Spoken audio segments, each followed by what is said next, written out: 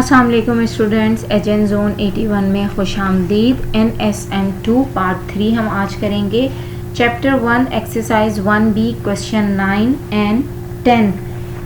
सबसे पहले आपने क्वेश्चन को देखना है। During a certain period in the life of an earthworm its length L centimetre से, वो आपको, ये मैं क्वेश्चन नंबर 9 करा रही हूँ, ठीक है। तो L से वो लेंथ बता रहे हैं आपको। किसकी लेंथ बता रहे हैं? ओके, हमारे पास है, ठीक है, लेंथ अर्थवॉर्म की। और N को उन्होंने डिनोट किया है टाइम, यानी कि समझ लें R से डिनोट किया है।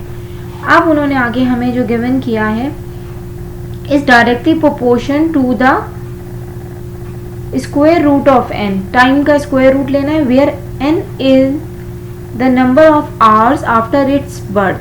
1 hour after an earthworm is born its length is 2.5 centimetre, ठीक है। 1 घंटे के बाद अपनी पैदाइश के उसकी लेंथ 2.5 सेंटीमीटर होती है और n हमारे पास नंबर ऑफ टाइम है। तो सबसे पहले पार्ट में वो हमसे जो मांग रहे हैं हम वो करते हैं। Find an equation connecting L and N। तो आपको पता है डायरेक्टली प्रोपोर्शनल है n के स्क्वायर रूट से, तो k कांस्टेंट हो जाएगा हमारे पास और ये हो गया हमारे पास n, ठीक है। तो ये तो हमारी बन गई इक्वेशन, लेकिन हमें उन्होंने बताया हुआ है कि आप k की वैल्यू फाइंड आउट करें। तो सबसे पहले हम k की वैल्यू फाइंड आउट करते हैं, और ये तो 1 आवर था, ठीक है। तो ये हो जाएगा 2.5 इज इक्वल टू 1 का स्क्वायर रूट 1 ही होता है, तो k 1 जा k is equal to 2.5 centimetre हमारे पास k की वैल्यू आ गई। अब अगर हम इसको इक्वेशन में पुट करते हैं तो ये इक्वेशन कुछ इस तरह होगी, is equal to 2.5 perfect square n, ठीक है। ये हमारे पास आगे हमें चीज़ें फाइंड आउट करने के लिए एक इक्वेशन मिल गई है। अब ये कह रहे हैं नंबर 2 में, नंबर 2 हमारे पास है, इक्वेशन हम बना चुके हैं ये वाली। वो कह रहे हैं find the length of an earthworm 4 hours after its birth, ठीक है। अब आपने क्या करना है, लेंथ मालूम करनी है, हमें मालूम नहीं है। 2.5 हमारे पास कांस्टेंट है और n हमारे पास नंबर ऑफ टाइम है, ठीक है। तो ये कितना दिया हुआ है, 4 गिवन है। अब आपको मालूम है कि L इज इक्वल टू 2.5, और जब हम इसको 4 को वो करते हैं स्क्वायर रूट तो वो 2 आ जाता है। तो हमारे पास लेंथ आ जाएगी 2.5 इंटू 2 5 सेंटीमीटर, ठीक है। ये हमारे पास लेंथ आ जाएगी। नंबर 2 हो गया। नंबर 3 में जनाब वो कह रहे हैं हमसे find the length, how long will it take for an earthworm to grow to a length of 15 centimetre. देखिए लेंथ गिवन है, टाइम मालूम करना है, तो टाइम हमको आवर्स में मालूम करना है। तो 15 सेंटीमीटर वो कितने घंटे में बढ़ेगा, 2.5, और आपको पता है कि हमारे पास यहाँ पे ये तो मालूम करना है, ठीक है। तो 15 यहाँ पर क्या हो रहा है, इसके साथ मल्टीप्लाई हो रहा है, तो यहाँ जाके क्या हो जाएगा, डिवाइड हो जाएगा, ठीक है। और ये हमारे पास यहाँ पर n रह जाएगा। तो हमारे पास इसको हम जब डिवाइड कर देंगे तो 2.5 और ये हो जाएगा 6 और ये हो जाएगा n। अब आपको पता है कि परफेक्ट स्क्वायर को ख़त्म करना हो तो हमें बोथ साइड के ऊपर स्क्वायर लेना होता है, तो ये इससे कैंसिल आउट हो जाएगा।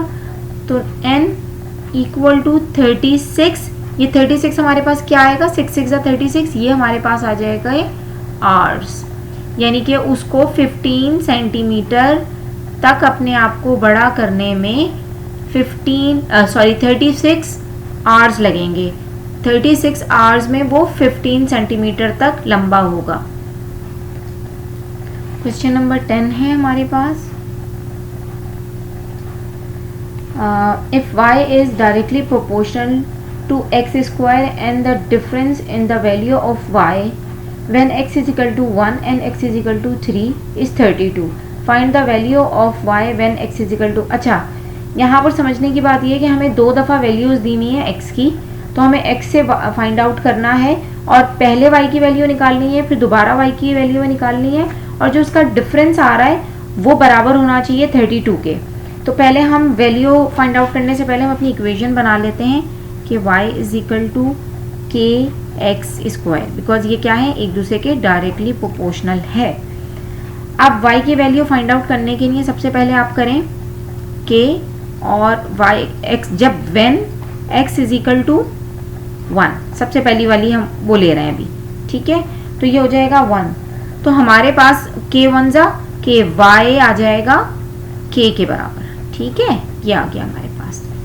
अब दूसरी वैल्यू लेते हैं y is equal to k when x is equal to 3 है, ठीक है 3, तो यहाँ हम रख देते हैं 3 का स्क्वायर, ठीक है. तो y is equal to k क्या हो जाएगा, 3 3 जा 9k. अब वो कह रहे हैं आप इसका डिफरेंस फाइंड आउट करें, ठीक है, जो क्या होगा, जो इक्वल होगा 32 के.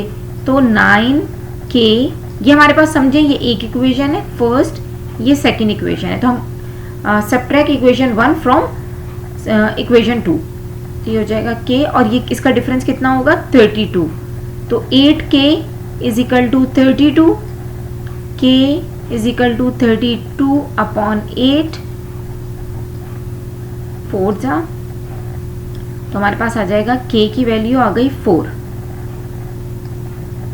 अब इसके साथ ही इन्होंने ये कह दिया कि आपको k की वैल्यू मालूम हो चुकी है. अब आप मालूम करें y को दोबारा फाइंड आउट करें अगर x -2 होगा तो हमारे पास थी y is equal to k x square हमारी इक्वेशन थी, ठीक है. y यहाँ पे आ गया, k 4 है, x हमारे पास -2 का स्क्वायर होना चाहिए, तो -2 into -2, you know, minus minus cancel and 4, 2 2 जा 4. y is equal to 4 into 4, y is equal to 16. अगर हमारे पास k की वैल्यू हमें फाइंड आउट हो चुकी है और हमारे पास y -2 का स्क्वायर होगा, तो हमारे x -2 का स्क्वायर होगा, तो हमारी क्या वैल्यू बनेगी y की 16. क्वेश्चन नंबर 11 है y is directly proportional to x square. तो हम यहाँ पे क्वेश्चन नंबर 11 करते हैं कि y is equal to directly proportional to x square, ये हमारी इक्वेशन है, ठीक है. और वो ये कह रहे हैं कि y is equal to a, ये बात जहन में रखिएगा, y is equal to a. For a particular value of x find an expression for y is terms of a when this value of x is double, यानी कि x की value double हो जाएगी तो वो यकीनन 2 हो जाएगी. आपको याद होगा एक्सरसाइज 1a में हमने एक तरीका किया था कि y2, बल्कि y2 नीचे लिखती हूँ मैं ये, हाँ, y2 is equal to y1 और x2 इक्वल टू x1, ठीक है. अब इसके अंदर जो हमें वैल्यूज़ गिवन है उन्होंने हमें बताया कि y हमारे पास है और उसके बाद हमारे पास x की वैल्यू डबल है, तो आपको पता है x की वैल्यू डबल होके 2 हो जाएगी. अब वो ये कह रहे हैं कि जो y असल में है वो a की जगह आपने सपोज करना है और x स्क्वायर तो हमारे पास एज इट इज चलेगा क्योंकि x1 हमारे पास x स्क्वायर है, ठीक है. और x2 जो हम ले रहे हैं, यानी कि हमें एक वैल्यू गिवन है, देखें वो इस तरीके से मैं आपको बताती हूँ कि y की जो वैल्यू है वो a बराबर है और यहाँ पर हमारे पास x जो है वो 2x हो जाएगा और ये हमारे पास x रहेगा, x स्क्वायर, ठीक है ना. तो आपको इस तरीके से ये सॉल्यूशंस निकालना है. तो आप ये बात को इस तरह समझें कि अगर मैं इसके अंदर इन दोनों को लेती तो मुझे 2x को x सपोज करना पड़ता, तो y upon 2x square is equal to a upon x square. ये एज इट इज वैसे ही रहेगा जिस तरह हम इसे करते हैं. अब आपने क्या करना है, जो चीज़ मल्टीप्लाई यहाँ पर डिवाइड हो रही है वहाँ जाके मल्टीप्लाई हो जाएगी, तो y is equal to a x square into 2x square, ठीक है. अब आपने ये पूरे के पूरे पे ही हमारे पास स्क्वायर होगा, तो y is equal to a upon x square into 4x square. अब आपने क्या करना है, ये एक्स स्क्वायर से ये एक्स स्क्वायर आपका कैंसिल आउट हो जाएगा। अब हमारे पास y की वैल्यू आ जाएगी y is equal to 4a। तो ये हमारी वैल्यू आ गई जहां पर y को हम a से रिप्लेस कर रहे हैं। क्वेश्चन नंबर 12 है हमारे पास, the braking distance of a vehicle is directly proportional to the square of its speed. Braking distance ये है कि जब ब्रेक को प्रेस किया जा रहा है तो वहां से लेके जब तक वो स्टॉप नहीं हो जाता तब तक का डिस्टेंस। उसके बाद वो ये कह रहे हैं when the speed of the vehicle is bms its braking distance is dm D metre. ठीक है, if the speed of the vehicle is increased by 200%, find the percentage increase in its braking distance।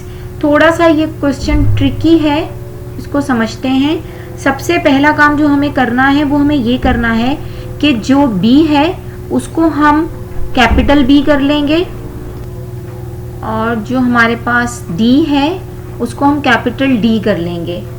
इससे हमारे लिए easy हो जाएगा किसी भी चीज़ को सॉर्ट आउट करना, कि आपको मालूम हो जाएगा हम किस इक्वेशन पे काम कर रहे हैं। तो हमारे पास जो इक्वेशन 1 बनेगी, तो देखें वो था हमारे पास ब्रेकिंग डिस्टेंस ना, तो वो बनेगी b इज इक्वल टू,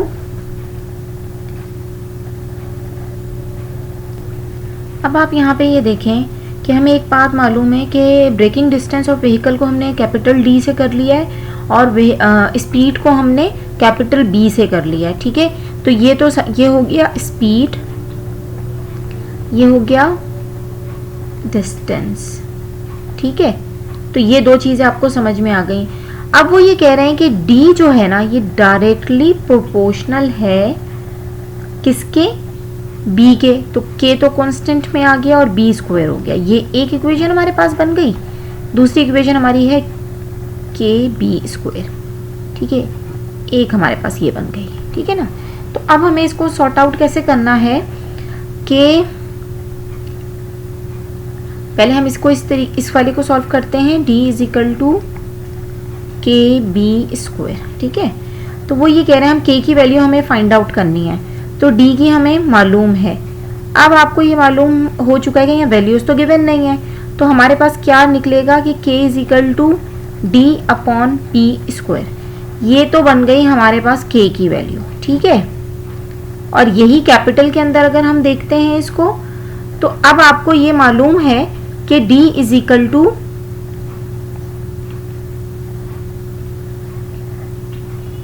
ठीक है, जब हम इसको अपनी उसके अंदर रखते हैं जो हमारी इक्वेशन है ये वाली, तो ये क्या होगा कि D is equal to K की वैल्यू K में रख देते हैं, DB square into B square. ये इक्वेशन अभी हमने यहाँ पर इसमें वैल्यूज पुट की हैं।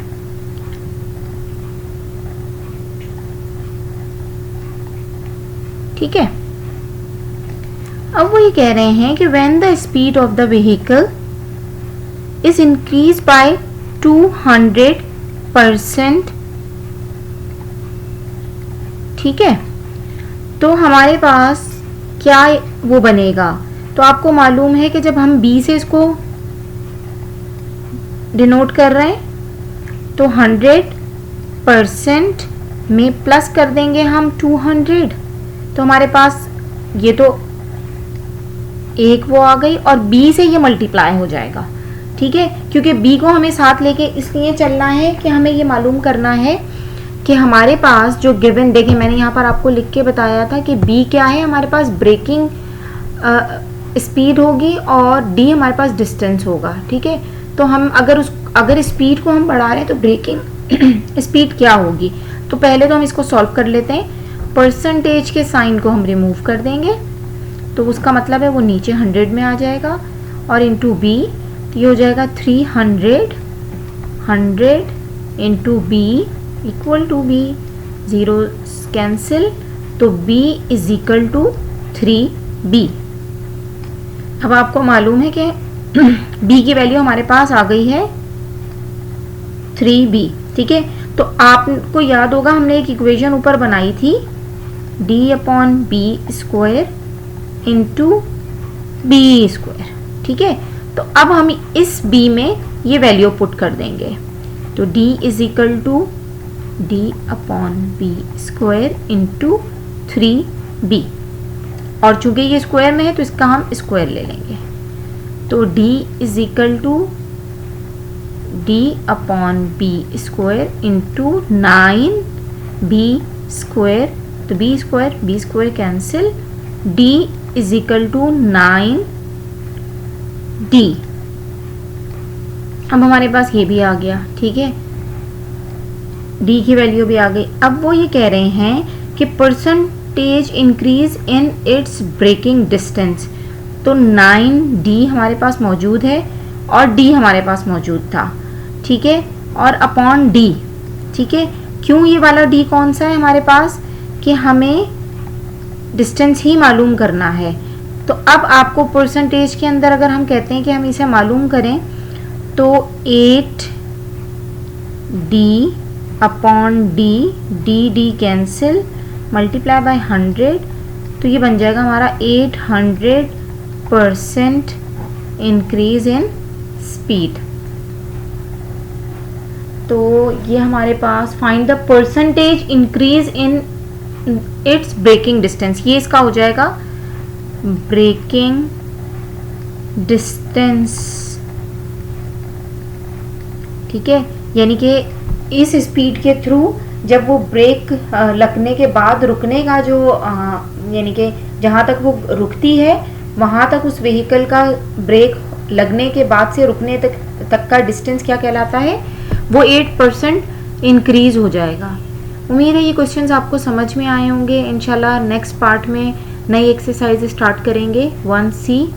तो फिर मिलते हैं। जज़ाकल्लाह, अल्लाह हाफिज़।